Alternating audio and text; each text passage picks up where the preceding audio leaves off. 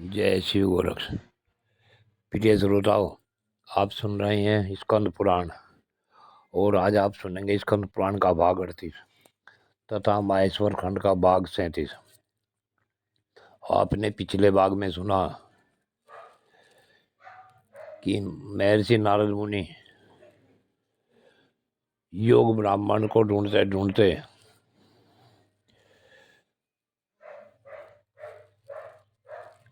ऐसे ग्राम में पहुंचे जहां सभी विधवा सभा के बीच ज्ञान की चर्चा हो रही थी। उस गांव का नाम था कलाप गांव। वहाँ नारद मुनि ने जो प्रश्न किए उनका उत्तर एक बालक सुतनु दे रहा था। अब इससे आगे की कथा इस भाग 38 में सुने। वह ब्राह्मण बालक बोला, जो मात्र का सर्वस्त्र बताया गया है उसे सुनिए। आकार से लेकर ओंकार तक जो 14 स्वर हैं वे 14 मनु स्वरूप हैं। उनके नाम है स्वाम्भु, स्वारोचित, उत्तम, रेवत, तामस, चाक्षुष, व्यवस्थ। और व्यवस्थ इस समय वर्तमान में चल रहा है। सावर्णी, ब्रह्म सावर्णी, रुद्र सावर्णी, दक्ष सावर्णी, धर्म सावर्णी, रोच तथा मोत्य, ये 14 मनु हैं। श्वेत, पांडु, लोहित, ताम्र, पीत, कपिल, कृष्ण, श्याम, धूम्र, अधिक पिंगल, थोड़ा पिंगल, तिरंगा, बहुरंगा तथा कबरा, ये क्रमशः 14 मनुओं के रंग है। पिताजी, व्यवस्थ मनु रंगकार स्वरूप है। उनका रंग काला बतलाया जाता है। कैसे लेकर है तक 33 देवता है। कैसे लेकर ठे तक जो 12 आदित्य माने गए हैं। डै से लेकर बै तक जो अक्षर है वे 11 रुद्र हैं। और भय से लेकर पेट पटे से तक 8 वसु माने गए हैं। स और है ये दोनों अश्वनी कुमार बताए गए हैं। इस प्रकार ये 33 देवता कहे जाते हैं। अनुस्वार, विसर्ग, जीवामूल्य और उपमध्यानीय, ये 4 अक्षर जरायुज, अंडज, स्वतज और रुद्रबीज नामक 4 प्रकार के जीव बताए गए हैं। यह भावार्थ बताया गया है। अब तत्वार्थ सुनिए। जो पुरुष इन देवताओं का आश्रय लेकर कर्मानुष्ठान में तत्पर होते हैं वे ही अर्धमात्रा स्वरूप नित्य पद सदाशिव में लीन होते हैं।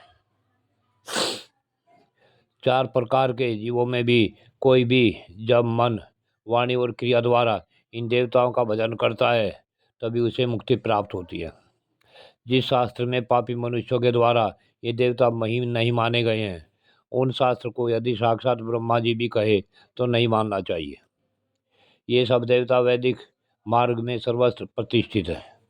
अतः जो पुरातन दुरात्मा इन देवताओं का उल्लंघन करके तप, दान अथवा जप करते हैं वे वायु प्रधान मार्ग में जाकर सर्दी से कांपते रहते हैं। अहो ए जितेंद्रिय, मनुष्यों के मोह की महिमा तो देखो। वे पापी मात्र का पढ़ते हैं परंतु इन देवताओं को नहीं मानते। सुतनु कहते हैं कि पुत्र की यह बात सुनकर पिता को बड़ा विस्मय हुआ। उन्होंने और भी बहुत से प्रश्न पूछे। पुत्र ने भी उनके प्रश्नों के अनुसार ठीक ठीक उत्तर दिया। मुने, मैंने भी उसी प्रकार तुम्हारे मात्र का संबंधी उत्तम प्रश्न का समाधान किया है। अब दूसरा प्रश्न सुनो। अब 25 वस्तुओं से बने हुए ग्रह संबंधी द्वितीय प्रश्न का उत्तर सुनिए। 5 महाभूत, 5 कर्मेंद्रिया, 5 ज्ञानेन्द्रिया, 5 विषय, मन, बुद्धि, अहंकार, प्रकृति और पुरुष, ये 25 तत्व हैं। 25वां तत्व पुरुष है जो सदाशिव स्वरूप है। इन 25 तत्वों से संपन्न हुआ यह शरीर भी घर कहलाता है। जो इस शरीर को इस प्रकार तत्वत्व जानता है वह कल्याण में परमात्मा को प्राप्त होता है। तीसरा प्रश्न। वेदांतवादी विद्वान बुद्धि को ही अपने रूपों वाली स्त्री कहते हैं।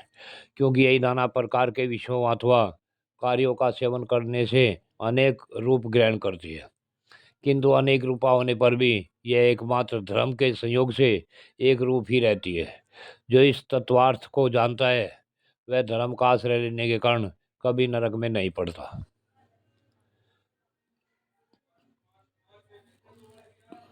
पांचवे, आप पांचवे प्रश्न का समाधान सुनिए।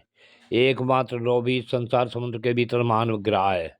लोभ में पाप से प्रवृत्ति होती है, लोभ से क्रोध प्रकट होता है, लोभ से कामना होती है, लोभ से ही मोह माया, अभिमान, स्तंभ, जड़ता, दूसरे के धन की स्पर्धा, अविद्या और मूर्खता होती है। यह सब कुछ लोभ से ही उत्पन्न होता है। दूसरे के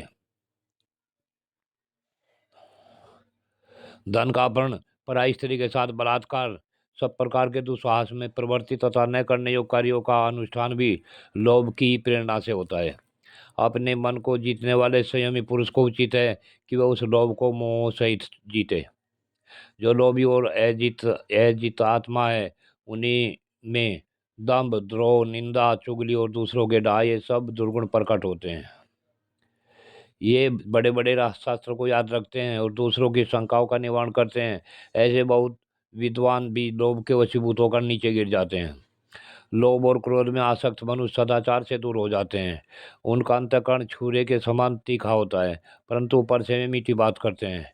ऐसे लोग तिनको से ढके हुए कुएं के समान भयंकर होते हैं। वे सदा लोभ में डूबे रहने के कारण महान पापी हैं। राजा जनक, युवनाश, वृषाद्रवी, प्रसेनजित तथा और भी बहुत से राजा लोभ का नाश करके स्वर्ग लोक में गए हैं। इसलिए जो लोग लोभ का परित्याग करते हैं वे इस संसार समुद्र से पार जाते हैं। इनसे बिन लोभी मनुष्य ग्रह के चंगुल में ही फंसे हुए हैं। प्रिय श्रोताओं, आज की कथा यहीं पूर्ण होती है। आगे की कथा अगले भाग में, आगे के प्रश्नों का उत्तर अगले भाग में दिया जाएगा। प्रिय श्रोताओं, यह कथा बहुत ही ज्ञानवर्धक है, इसे आप जरूर सुने।